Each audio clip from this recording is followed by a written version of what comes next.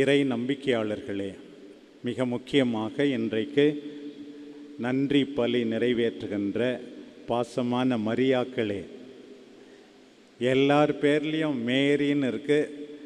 நொவிஷேட்டில் வச்சாங்க, பல பேருக்கு இல்லாதவங்களுக்கு அதுவாகவே இருந்தது போல். அதனால் எல்லா மரியாக்களுக்கும் நான் இந்த நேரத்தில் இதயமார்ந்த வாழ்த்துக்களை, ஜெபங்களை உரித்தாக்குகின்றேன்.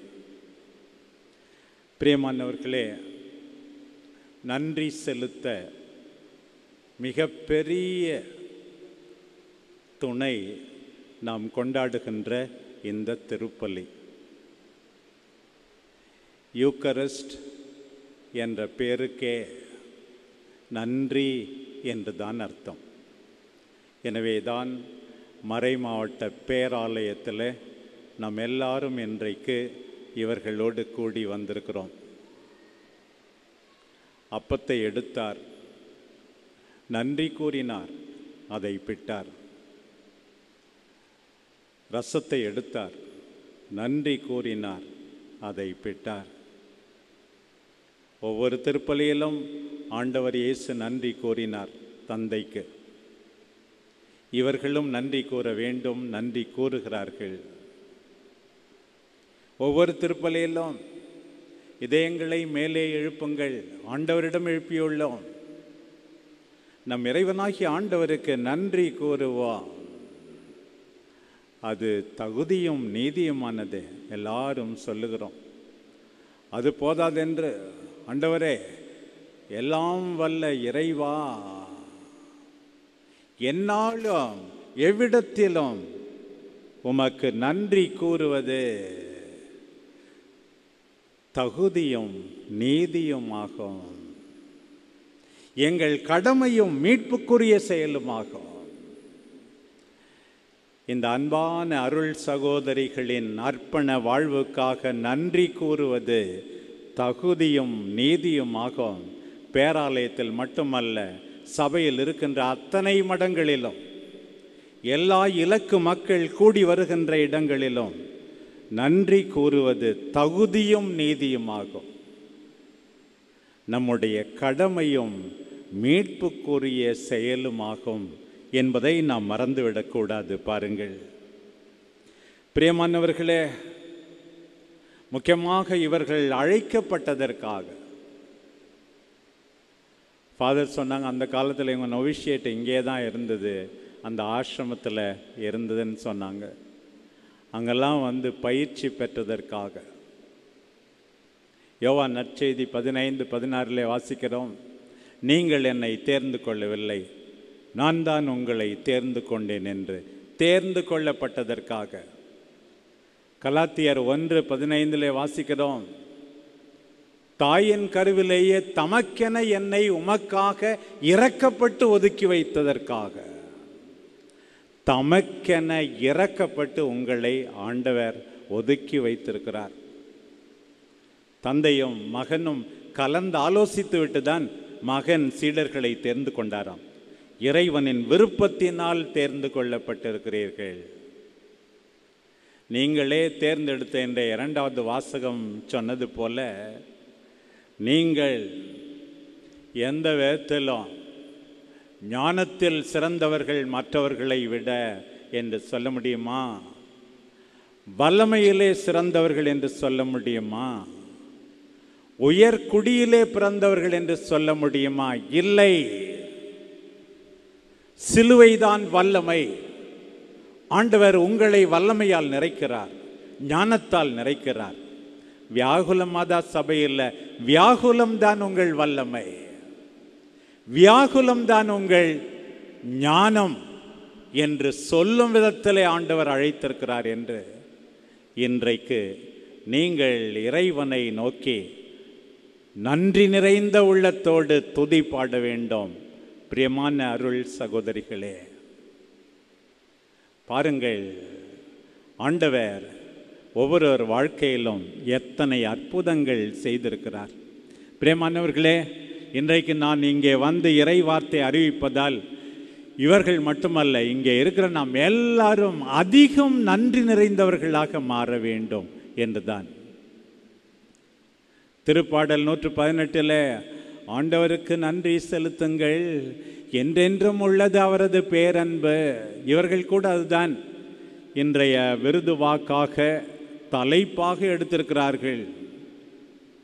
நன்றி கூற வேண்டும், களி கூற வேண்டும், ஆண்டவரில் மகிழ வேண்டும், நன்றி கூறி ஆண்டவரில் மகிழ வேண்டும் என்று தான் எடுத்திருக்கிறார்கள். திருப்பாடல் 118 எவ்வளவு நீண்ட பாடல். மீண்டுமாக ஆண்டவருக்கு நன்றி செலுத்துங்கள், என்றென்றும் உள்ளது அவரது பேரன்பு. இஸ்ராயேல் மக்களின் வரலாறு ரத்தின சுருக்கமாக அங்கே சொல்லப்பட்டுள்ளது. ஒவ்வொரு முறையும் என்றென்றும் உள்ளது அவரது பேரன்பு. ஆண்டவருக்கு நன்றி செலுத்துங்கள். இந்த அருமையான பெற்றோரை எனக்கு கொடுத்தாரே, ஆண்டவருக்கு நன்றி செலுத்துங்கள். ஆண்டவருக்கு நன்றி செலுத்துங்கள். இந்த பள்ளியிலே என்னை படிக்க வைத்தாரே, அதற்காக உமக்கு நன்றி ஆண்டவரே. ஆண்டவருக்கு நன்றி செலுத்துங்கள். சர்வைட் சபையில் என்னை கொண்டு வந்து சேர்த்தாரே, என்றென்றும் உள்ளது அவரது பேரன்பு. ஆண்டவருக்கு நன்றி செலுத்துங்கள். என்னை நிரந்தரமாக அர்ப்பணிக்கின்ற அளவுக்கு 6 ஆண்டுகள் 7 ஆண்டுகள் எனக்கு பயிற்சி கொடுத்தாரே, பல்வேறு அருள் சகோதரிகளை அடையாளம் காட்டினாரே, ஆண்டவருக்கு நன்றி செலுத்துங்கள். 25 ஆண்டுகள் என்னை வழிநடத்தினாரே, என்றென்றும் உள்ளது அவரது பேரன்பு என்று சொல்ல வேண்டும். கடந்து வந்த பாதை ரோஜா மலர் படுக்கை மட்டுமல்ல, கரடுமுரடான பாதை, முட்கள் நிறைந்த பாதை. ஆண்டவருக்கு நன்றி செலுத்துங்கள். எத்தனையோ முறை என்னை துன்பத்துக்கு ஆளாக்கினாரே, அவற்றின் வழியாக என் நம்பிக்கையை ஆழமாக்கினாரே, விடாமுயற்சியை தந்தாரே, தாட்சியை தந்தாரே, மக்களுடைய துன்பங்களை புரிந்து கொள்ள எனக்கு வழிகாட்டினாரே, என்றென்றும் உள்ளது அவரது பேரன்பு.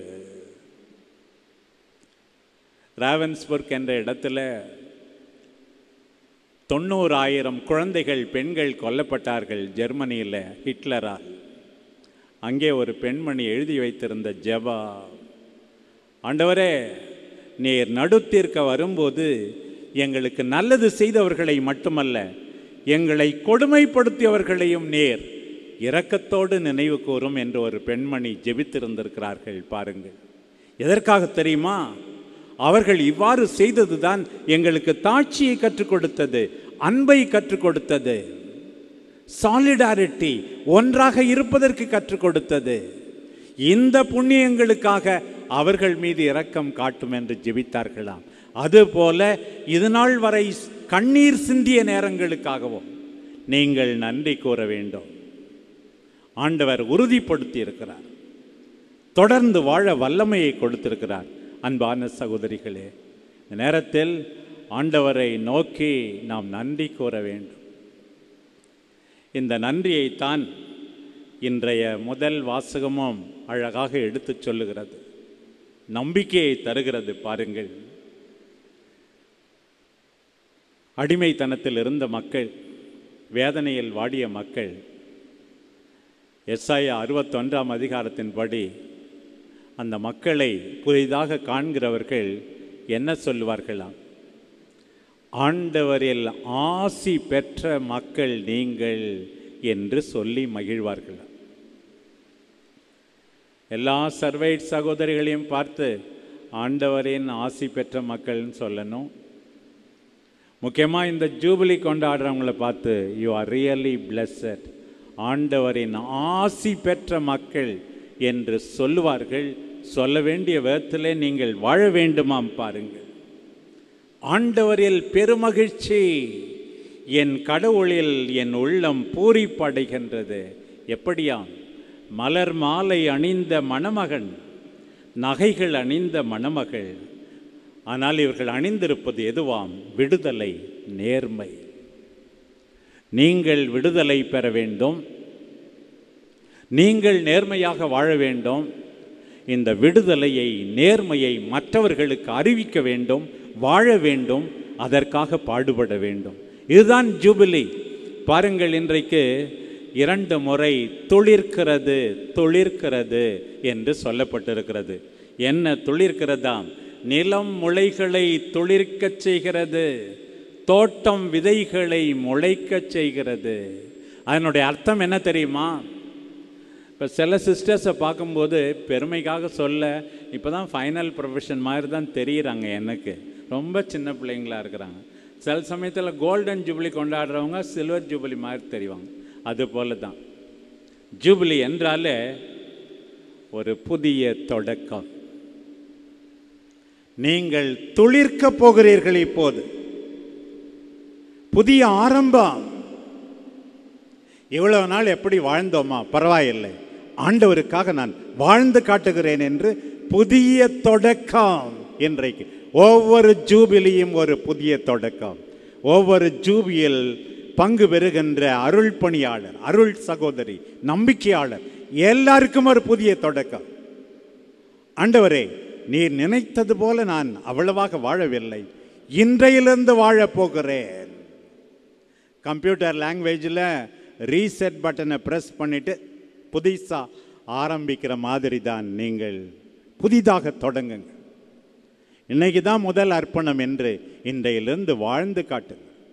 அதற்காகத்தான் ஆண்டவர் அழைக்கிறார். சில பேர் கேட்குறாங்க, கோல்டன் ஜூபிலி கொண்டாடினா போதாதா?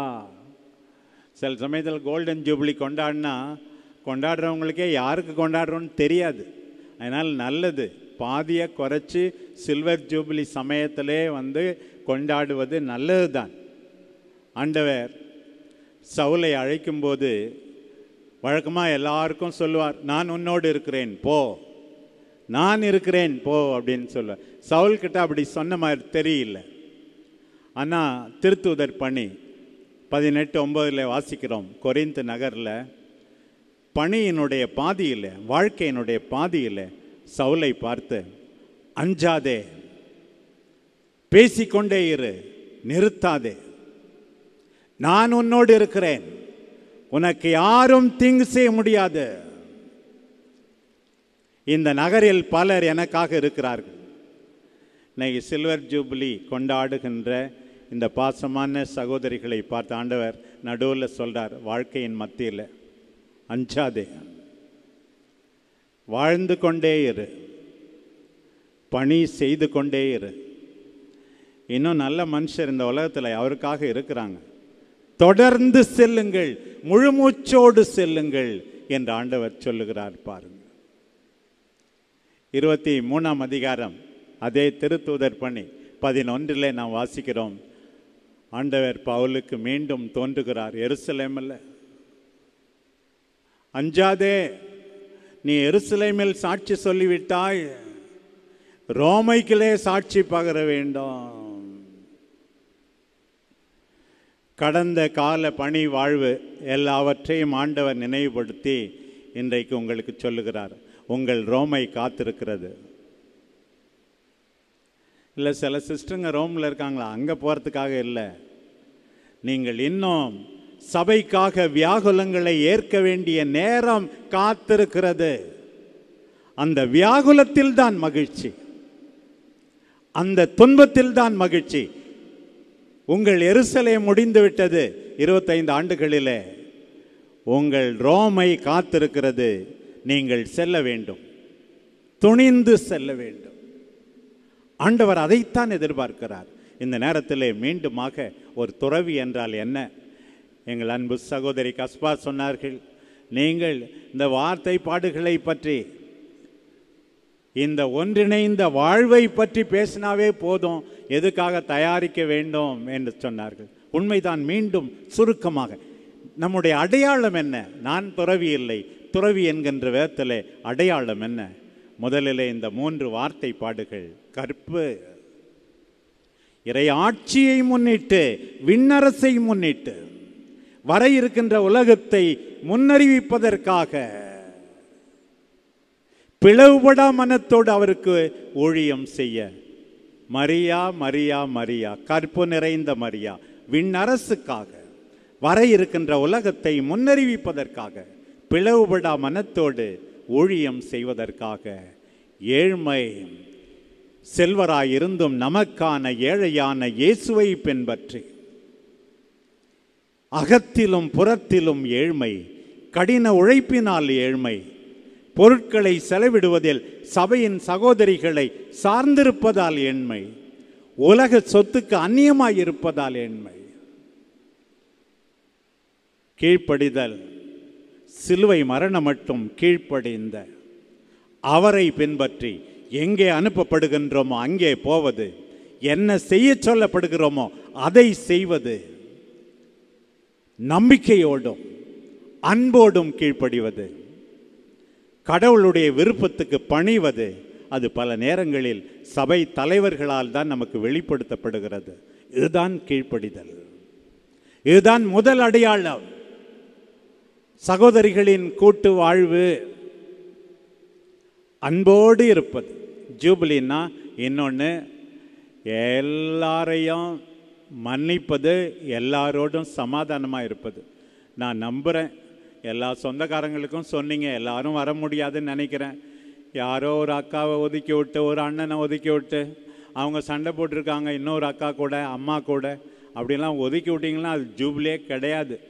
இப்போ லீவு கொடுப்பாங்கன்னு நினைக்கிறேன். அந்த சமயத்தில் அது போய் எல்லாரையும் ஒன்றுபடுத்த வேண்டும். ஆண்டவர் ஜெபித்தார், சபை ஒன்றாக இருக்க வேண்டும், ஒவ்வொரு இல்லமும் ஒன்றாக இருக்க வேண்டும். இல்லை என்றால் மற்றதெல்லாம் ஒன்றுமே இல்லை. உலகுக்கு அப்பாய் இருப்பது இன்னொரு ஐடென்டிட்டி. பாருங்கள், இதுதான் துறவி. நீங்கள் செய்கின்ற பிறர் அன்பு பணிகள் எல்லாம் இரண்டாம் தரம். பள்ளிகள் நடத்துவது, மற்ற வேலைகள் செய்வது உங்களுடைய தனித்துவ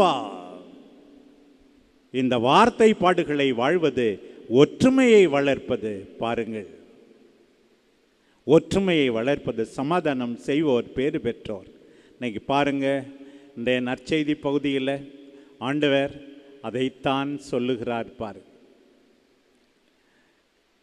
நீங்களே தேர்ந்தெடுத்த இந்த நற்செய்தி பகுதி மிக அருமையாக இருக்கிறது. எதுக்காக தேர்ந்தெடுத்தாங்கன்னு நினச்சேன் நான். முதல்ல கடைசியாக அவங்க நன்றி கூறுகிறார் ஆண்டவர் இயேசு. ஆண்டவர் இயேசுனுடைய ஜெபமாச்சு, மகிழ்ச்சியாக இருப்போம், நன்றி கூறுவோம். இதுதான் இவங்களுடைய நோக்கம். மகிழ்ச்சியாக இருந்தால் எல்லாரையும் மன்னிச்சாதான் மகிழ்ச்சியாக இருப்பீங்க. எல்லாருக்கும் என்ன நேர்ந்தாலும் நன்றி கூறினால்தான் நீங்கள் மகிழ்ச்சியாக இருப்பீர்கள். ஆண்டவர் சொல்லுகிறார், தந்தையே, இவர்கள் எல்லாரும் ஒன்றாயிருப்பார்கள், நீரும் நானும் ஒன்றாயிருப்பது போல எல்லாரும் ஒன்றாயிருப்பார்களாக. Let the sunset not find you still angry. சூரியன் சாயும் முன் கோபம் தணிய வேண்டும். பூசையில் கூட இப்படி இப்படி கை காட்டுறாங்க, மன்னிக்காதவங்களாம் நன்மை வாங்க வராங்க. பயமாக இருக்குது. யாரை ஏமாத்தினாலும் கடவுளை ஏமாற்றவே முடியாது.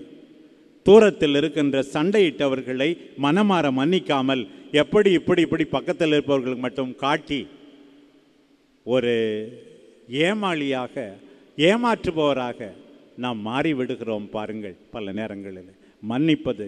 ஆண்டவர் ஜெபிக்கிறார். அந்த ஆண்டவர் நமக்கு போதிக்கவில்லை. அந்த யோவான் நற்செய்தி 17ஆம் அதிகாரம் பல முறை நானும் நினச்சேன், அதுலேருந்து பிரசங்கம் வைக்கணும், ஆண்டவர் போதிக்கிறாரு அப்படின்னு. ஆண்டவர் போதிக்கலாங்க, ஆண்டவர் ஜெபிக்கிறார். அதை ஓவர் ஹியர் பண்ணதா யோவான் எழுதியிருக்கிறார், இப்படி தான் ஜெபிச்சார் அப்படின்னு. இன்னைக்கு ஆண்டவர் இயேசு எங்கள் ஜூபிலி சகோதரிகளுக்காக ஜெபிக்கிறார். என்ன ஜெபிக்கிறார்? ஆண்டவரே, அவர்களை பாதுகாத்தருளும். ஆண்டவர் தந்தாய், இந்த சகோதரிகளை பாதுகாத்தருளா. எத்தனையோ சோதனைகள் இருக்கின்றன.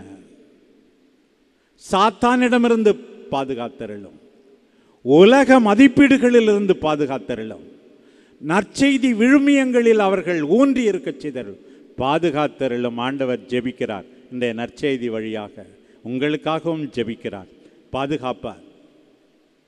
இரண்டாவது, ஆண்டவரே தந்தாய், அவர்களை புனிதப்படுத்தியருளா. sanctify them. இது நாள் வரை புனிதப்படுத்தப்பட்டிருக்கிறீர்கள். ஒருவேளை ஒத்துழைக்காமல் இருந்திருக்கலாம். இன்றைக்கு ஆண்டவர் உங்கள் எல்லாரையும் புனிதப்படுத்துகிறார். அவர்களை புனிதப்படுத்தியருளும். கடைசியாகத்தான் ஆண்டவர் சொன்னார், அவர்களை ஒன்றாய் இருக்க வைத்தர். இதுலேருந்து என்ன தெரியுமா? ஆண்டவர் என்ன சொல்றார் இந்த ஜெபத்தின் வழியா? எல்லாம் கடவுளிடம் விட்டுவிட வேண்டும். நம் உயிர் நம் கையில் இல்லை, நம் வாழ்வு நம் கையில் இல்லை, நம் எதிர்காலம் நம் கையில் இல்லை. இறைவனுடைய பராமரிப்பில் நம்பிக்கை வைத்து அன்பான ஜூபிலி சகோதரிகளை, நம்முடைய இந்த சர்வைட் சபையை, நம்முடைய எதிர்காலத்தை ஆண்டவரிடம் விட்டு வைப்போம். எதிர்நோக்கின் திருப்பயணிகளாக நாம் எல்லாரும் வாழ்வோம். நம் அன்பு தாய் அன்னை கன்னிமரியா நமக்காக பரிந்து பேசுவாராக. ஆமென்.